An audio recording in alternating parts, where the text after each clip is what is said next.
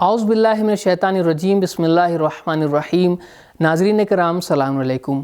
آپ تمام عاشقان قرآن کو ایک بار پھر سے تفسیر نور کے اس ایپیسوڈ میں خوش آمدید کہتے ہیں۔ انشاءاللہ آج کے اس ایپیسوڈ میں ہم سورہ توبہ کی 3 آیتوں کی تفسیر کو جانیں گے، جس میں ہم یہ جانیں گے کہ نیک کام میں سبقت کرنے کے فائدے کیا ہیں۔ تو آئیے اس کی تفسیر کو جاننے سے پہلے تلاوت اور ترجمے کو سنتے ہیں۔ کتاب انزلناه الیک مبارک لیدبروا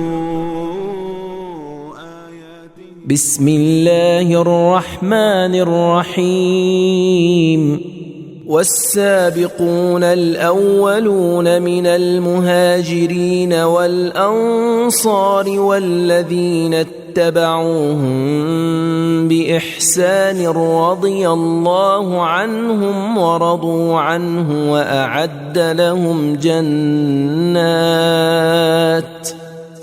وأعد لهم جنات تجري تحتها الأنهار خالدين فيها أبدا ذلك الفوز العظيم۔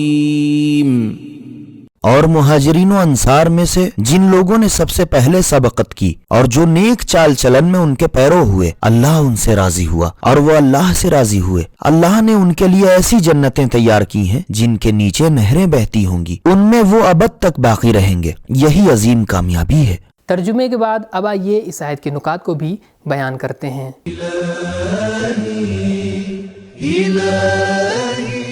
اس آیہ مجیدہ میں صدر اسلام کے مسلمانوں کو 3 حصوں میں تقسیم کیا گیا ہے۔ نمبر 1، وہ گروہ جس نے اسلام اور ہجرت میں سبقت کی۔ نمبر 2، وہ گروہ جس نے رسول خدا صلی اللہ علیہ وآلہ وسلم اور مہاجرین کی مدد میں سبقت کی۔ نمبر 3، بعد میں آنے والے افراد جو ان کے نقش قدم پر چل رہے ہیں۔ امام جعفر صادق علیہ السلام نے فرمایا کہ اللہ تعالیٰ نے پہلے مہاجرین اولین کا نام لیا، پھر انصار کا تذکرہ فرمایا، پھر ان کے پیروکاروں کا نام لیا۔ اسی ترتیب کے مطابق جنت میں ان کے درجات مکمل کیے ہیں۔ تفسیر نور الثقلین الکافی جلد نمبر 2 صفحہ نمبر 41۔ تمام مسلمان اس امر پر متفق ہیں کہ حضرت خدیجہ پہلی مسلمان خاتون تھی، اور تمام شیعہ اور بہت سے اہل سنت علماء کا بیان ہے کہ مردوں میں حضرت علی علیہ السلام مسلم اول تھے۔ تفصیل کے لیے الغدیر جلد نمبر 3 صفحہ نمبر 220 تا 240 اور احقاق الحق جلد نمبر 3 صفحہ نمبر 114 تا 120 تک کا مطالعہ فرمائیں۔ چنانچہ علماء لکھتے ہیں کہ حضرت علی علیہ السلام کے سب سے پہلے مسلم ہونے کے متعلق مورخین میں کوئی اختلاف نہیں ہے۔ ملاحظہ فرمائیں تفسیر قرطبی جلد نمبر 5 صفحہ نمبر 3075۔ حوالہ مستدرک حاکم۔ کچھ لوگ اعتراض کرتے ہیں کہ دعوت اسلام کے وقت حضرت علی علیہ السلام کی عمر 10 برس کی تھی اور آپ اس وقت بچے تھے۔ بھلا ایک بچے کے ایمان کی قدر و قیمت کیا ہو سکتی ہے؟ ایسے لوگوں کے جواب میں ہم یہ کہیں گے کہ اللہ نے حضرت عیسیٰ اور حضرت یحییٰ علیہ السلام کو بچپنے میں نبوت عطا کی تھی۔ ان کی نبوت کی قدر و قیمت کیا تھی؟ نکات کے بعد اب آئیے اس آیت کے پیغام کی طرف بھی اشارہ کرتے ہیں۔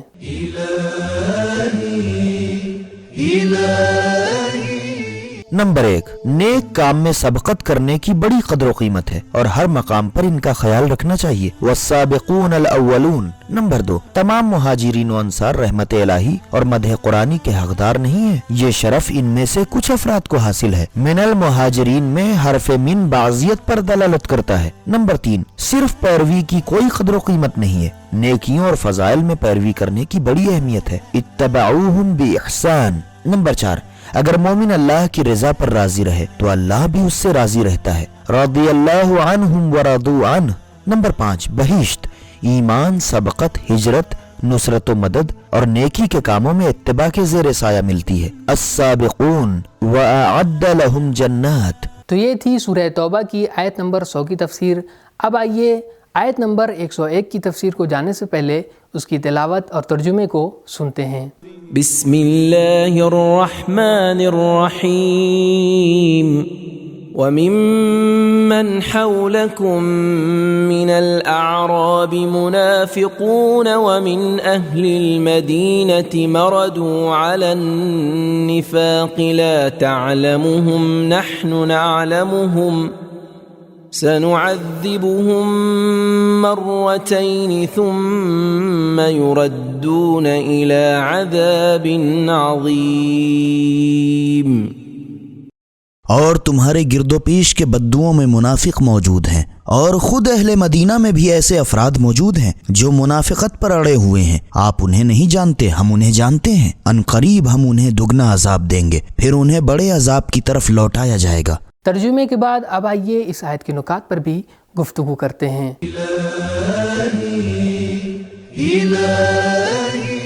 مردو کے معنی پختہ ہونے کے ہیں۔ منافقین کے متعلق اللہ تعالیٰ نے فرمایا سنعذبہم مرتین، ہم انہیں دوبارہ عذاب دیں گے۔ ان کے لیے پہلا عذاب یہ ہے کہ انہیں لوگوں میں رسوا کیا جائے گا، اور دوسرا عذاب یہ ہے کہ موت کے وقت ان کی جان سختی سے نکلے گی، جیسا کہ سورہ انفال میں ارشاد خداوندی ہے یضربون وجوہہم وادبارہم، سورہ انفال آیت نمبر 50۔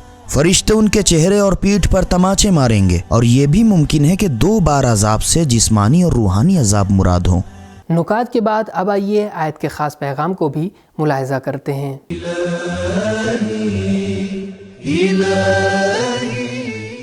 نمبر 1، ہمیں اپنے اطراف کے منافقین سے ہوشیار رہنا چاہیے۔ حولکم۔ نمبر 2، صحرا نشینوں کا کفر و نفاق علی الاعلان ہے، جبکہ شہریوں کا نفاق انتہائی خفیہ اور چھپا ہوا ہے۔ وَمِنْ أَهْلِ الْمَدِينَةِ مَرَدُوا عَلَى النِّفَاقِ۔ نمبر 3، منافقت کے بھی کئی درجے ہیں۔ منافقت کبھی عمومی انداز میں ہوتی ہے اور کبھی خاصی پیچیدہ شکل میں ہوتی ہے۔ مَرَدُوا عَلَى النِّفَاقِ۔ نمبر 4، الہی تعلیم اور خبر کے بغیر پیغمبر کو غیب کی خبروں تک رسائی نہیں ہے۔ لا تعلمهم۔ نمبر 5، وہ لوگ جو سرکشی پر اصرار کرتے ہیں اور بہانے تراشا کرتے ہیں، ان کے لیے دوہرا عذاب ہے۔ مردوا علی النفاق سنعذبهم مرتین۔ نمبر 6، منافق دنیا و آخرت میں مصیبتوں میں گرفتار رہتا ہے اور اس پہ عذاب کچھ زیادہ دور نہیں ہے۔ سنعذبهم مرتین ثم يردون الی عذاب۔ تو یہ تھی آج کے ایپیسوڈ کی 2 آیتوں کی تفسیر۔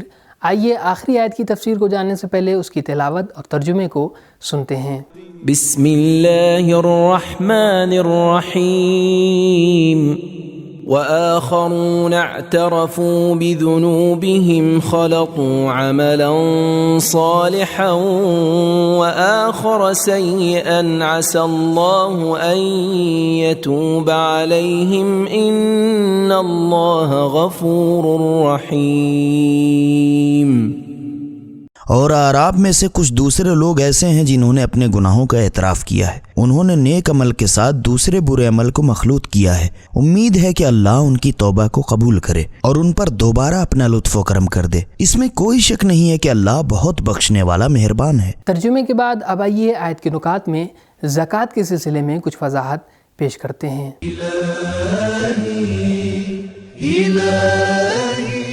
رسول خدا صلی اللہ علیہ وآلہ وسلم کے کچھ اصحاب نے جنگ تبوک میں شرکت نہیں کی تھی۔ ان کی عدم شرکت منافقت کی وجہ سے نہ تھی، انہیں دنیاوی زندگی سے پیار تھا، اسی لیے وہ جنگ میں شامل نہیں ہوئے تھے۔ جب جنگ میں شرکت نہ کرنے والوں کی مذمت میں آیات نازل ہوئیں تو انہیں اپنی غلطی پر پشیمانی لاحق ہوئی، اور انہوں نے توبہ کی غرض سے اپنے آپ کو ستون مسجد سے باندھ دیا، یہاں تک کہ اللہ نے ان کی توبہ قبول کی اور رسول اکرم صلی اللہ علیہ وآلہ وسلم نے ان کی رسیاں کھولیں اور انہیں معافی نصیب ہوئی۔ آیت کے نکات کے بعد اب آئیے اس آیت کے پیغام پر بھی روشنی ڈالتے ہیں۔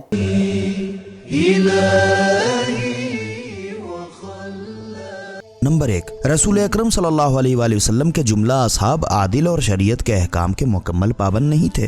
ان میں سے کچھ ایسے بھی تھے جنہوں نے نیک اعمال کے ساتھ کچھ برائیاں بھی کی تھیں۔ خلطوا عملا صالحا وآخر سیئا۔ نمبر 2، انسان کی نظر ہمیشہ اپنی نیکیوں پر ہی مرکوز نہیں رہنی چاہیے، اسے اپنی غلطیوں پر بھی نظر کرنی چاہیے اور ان کی تلافی کی طرف متوجہ رہنا چاہیے۔ اعترفوا خلطوا۔ نمبر 3، اپنے گناہوں کے اعتراف سے ہی توبہ کی توفیق نصیب ہوتی ہے۔ اعترفوا یتوب علیہم۔ نمبر 4، خدا نے اگرچہ بخشش کا وعدہ کیا ہے لیکن انسان کو چاہیے کہ وہ امید اور خوف کے درمیان زندگی بسر کرے۔ عسى اللہ ان یتوب علیہم۔ نمبر 5، پشیمان ہونے والے گناہگار کو امید کی ضرورت ہے اور اسلام کی آغوش اسے قبول کرنے پر آمادہ ہے۔ اعترفوا ان اللہ غفور رحیم۔ تو یہ تھا ہمارا آج کا ایپیسوڈ۔ تفسیر کی سیریز کو آپ بھی دیکھیں، اپنے دوستوں کو بھی بتائیں اور اپنے سماج کو قرآنی سماج بنانے میں ہماری مدد کریں۔ انشاءاللہ اگلے ایپیسوڈ میں آپ سے پھر ملاقات ہوگی، تب تک کے لیے شکریہ۔ خدا حافظ۔ سبیل قرآن، ہدایت کا راستہ۔